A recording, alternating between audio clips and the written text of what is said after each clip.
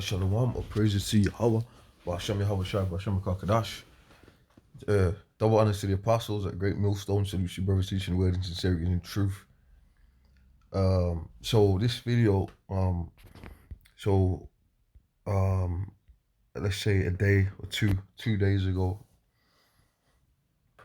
a day ago, Apostle Tahar, GMS declaring the end, put up a video. Big Sean says black people are the Israelites. Now this is like or let's say like a video in relation to this video. So what I'm gonna do here, I come across because it's basically the same interview. In the same interview here that he's done, he was mentioning a point about this is just a clip from it. But you see, the fact that we're the Israelites is out there, man, and that's the main point out here. What I want to focus on here, and this is just going to be a quick video, is about the sorceries that go on in this society. So I'm going to play what he says and bring out a scripture, and that would be that. When you make music, it's like some higher, it's one of the most intimate things you can do in this universe. You're literally creating something from nothing. You know what I'm saying? You're pulling things that don't exist and putting it into a song, making a song, producing a song. So that's a crazy, just process when you think about it. But performing it is when you see the impact that it had on the people, and you see tears in their eyes. That energy is crazy. That energy, right? You can feed off of it. I've gone on stage sick as a motherfucker. I'm sure you have too. And got on stage and your shit be gone. You ain't got no cold no more. You ain't got no flu no more. And you on that bitch, that adrenaline going because they feeding you that energy. Looks like you still don't understand special. Get that off there. So you said that anyway. Now what I wanted to say on this is that, when you look at music in this society and stuff like that, a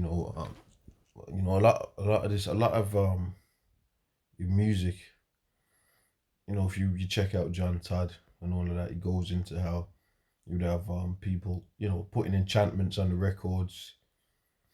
They use music, art, and all that. For example, you had remember when Rihanna had shaved the sides of her hair off. You had these black women out here. A lot of black women, from that period, were all shaving off the sides of their head. So that was an enchantment. And when music can put demons on people and take demons off. Let me get that. Let's go into the let's see if I can find that scripture, man. It's just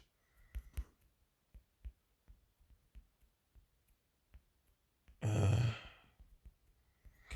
don't know if I'm gonna be able to find this. I should have, what I should have done? I didn't think I was gonna get this. Oh, here it is. 1 Samuel 16 and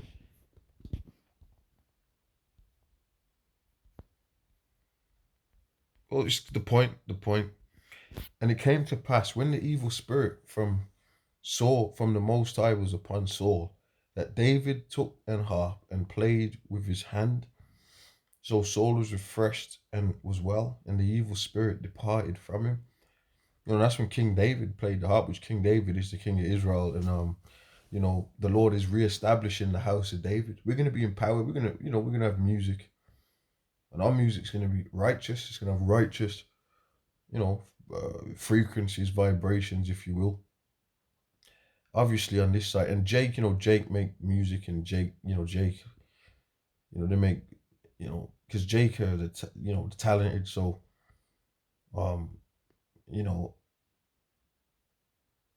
they use Jake for pushing music, for influence, because Jake have the biggest influence on people.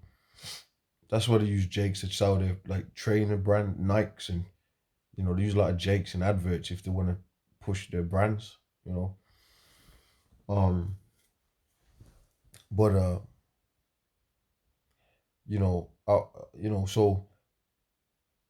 there's a lot of stuff now. That was I gonna say. Now, damn, it's a lot, man. That was I gonna say. Hey, well, the scriptures. That's another scripture that's come to my mind. Is the Lord said, "Take away from me the melody of thy vows." But um, in this world, you saw like a lot of the music is being used basically for putting demons. Music can put spirits on you, or it can take spirits off you, man. And in the kingdom, we're gonna have everything fine tuned, right? On the right frequency and the right vibrations with the right messages. For example, when you go into the book of Psalms, those things were sung, righteous vibrations, man.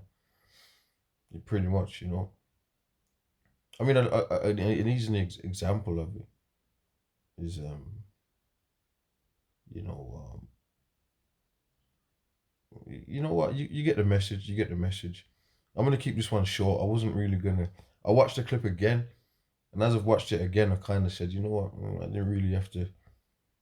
It kind of didn't hit the way I, thought, but I still made a lesson out of it because the point stands is that he was going into the fact that when you're doing this stuff, it's vibrations out there, man. So that's why the scriptures tells us to be occupied in the word, man. What you're meditating on. You can't call yourself a prophet of the Lord, but most of the time you're meditating on being a break dancer. Your spirit's in that, like you're not doing, you're not they say practice what you preach. You ain't putting into practice what you preaching because your meditation. The scripture talks about meditating on the Lord day and night. Your meditation is on being that breakdancer, man. So let's say you do one video a month, and or let's say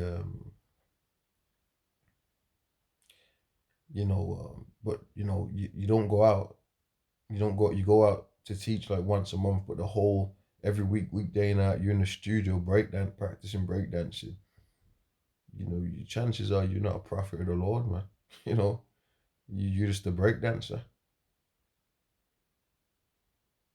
So you know that's it. So without going to say shalom, Lord willing, it was edifying. Shalom.